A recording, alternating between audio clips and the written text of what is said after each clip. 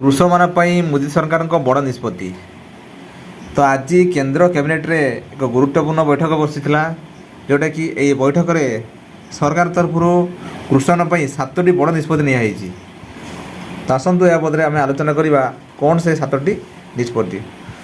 ତ ସବୁ ଦେଖନ୍ତୁ, ପ୍ରଥମରୁ ଆମେ ବି ଆଲୋଚନା କରିବା ଯେ ଯେବେଠୁ ଆପଣଙ୍କର ପ୍ରଧାନମନ୍ତ୍ରୀ ନରେନ୍ଦ୍ର ମୋଦି ଆପଣଙ୍କର ଆସିଲେଣି, ସେବେଠୁ ଆପଣ କୃଷକମାନଙ୍କ ପାଇଁ ଆପଣଙ୍କର ସବୁ କୌଣସି ନା କୌଣସି ଯୋଜନା କରୁଛନ୍ତି, ଯେଉଁଟାକି PM କିଷାନ ପାଖରୁ ଆରମ୍ଭ କରିକି ବହୁତ ଗୁଡ଼ିଏ କୃଷକମାନଙ୍କ ପାଇଁ ଆମର ସବସିଡ଼ି ବ୍ୟବସ୍ଥା କରୁଛନ୍ତି।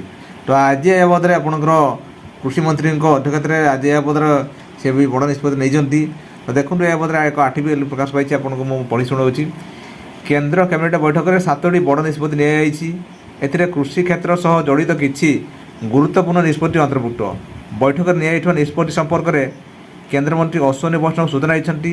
ସେ କହିଛନ୍ତି କ୍ୟାବିନେଟ୍ ବୈଠକରେ କୃଷକଙ୍କ ଜୀବନର ଉନ୍ନତି ପାଇଁ ସେ କହିଛନ୍ତି କ୍ୟାବିନେଟ୍ ବୈଠକରେ କୃଷକଙ୍କ ଜୀବନର ଉନ୍ନତି ଆଣିବା ସହ ସେମାନଙ୍କର ଆୟ ବୃଦ୍ଧି ପାଇଁ କେତେକ ବଡ଼ ନିଷ୍ପତ୍ତି ନିଆଯାଇଛି। ପ୍ରଥମଟି ହେଉଛି ଡିଜିଟାଲ କୃଷକ ମିଶନ। କୃଷି ପାଇଁ ଡିଜିଟାଲ ସାର୍ବଜନୀନ ଭିତ୍ତିଭୂମି ଭଳି ଏହାର ବିକାଶ କରାଯାଉଛି। ଭଲ ପାଇଲଟ ପ୍ରୋଜେକ୍ଟ ଆରମ୍ଭ ହୋଇଛି ଏବଂ ଆମେ ସଫଳତା ପାଇଛୁ।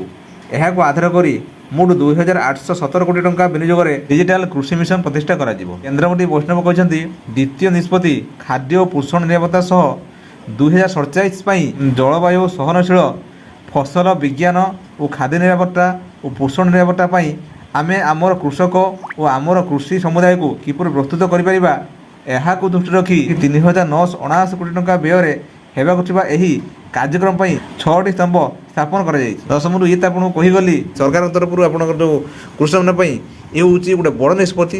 ଦଶମରୁ ଯଦି ଆପଣମାନେ ଏବେ ସୁଦ୍ଧା ଆମ ଚ୍ୟାନେଲ୍ ଅଛନ୍ତି, କିନ୍ତୁ ସବସ୍କ୍ରାଇବ୍ କରନ୍ତୁ ଏବଂ ଶେଷରେ ଆପଣ ମତାମତ କମେଣ୍ଟରେ ଲେଖନ୍ତୁ। ଦଶମରୁ ରହିଲି, ନମସ୍କାର, ଜୟ ଜଗନ୍ନାଥ।